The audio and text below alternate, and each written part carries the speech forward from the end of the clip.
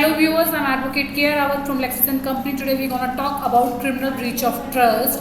Section 405 to 409 of Indian Penal Code 1860 deals with the criminal breach of trust. Under these sections are definitions, punishment and various forms of offences are mentioned. In simple words, criminal breach of trust means that there were at least two parties, one of whom entrusted his property to other and the other person dishonestly, misappropriatedly or used or converted or dispossessed the property of that particular person. Now, what is section 405?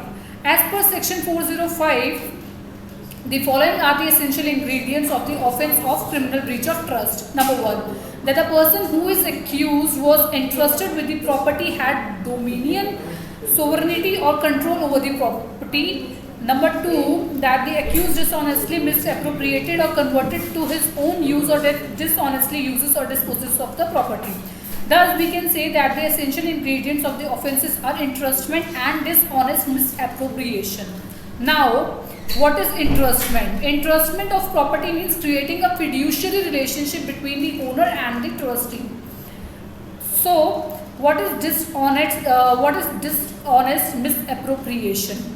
The term dishonest is defined under section 24 of IPC 1860. It means anything done with the intention of causing a wrongful gain or wrongful loss to a person. Now, I would like to talk about the punishment for criminal breach of trust. Section 406 of the code prescribes the punishment for the offences. A person who is found guilty of the offence of criminal breach of trust shall be punished with imprisonment of a term which may extend to 3 years, fine or both.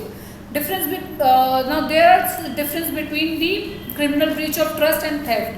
Criminal breach of trust, theft. There is a transfer of possession of the property by the owner, and in case of theft, there is no transfer of possession of the property by the owner. I hope you are clear with the concept of criminal breach of trust 405 till 406. If not, then do let me know in the comment section. I'll clear all your doubts regarding this particular topic in my next video. Till then, take care of yourself. I'll see you guys super soon in my next video with some other legal topic.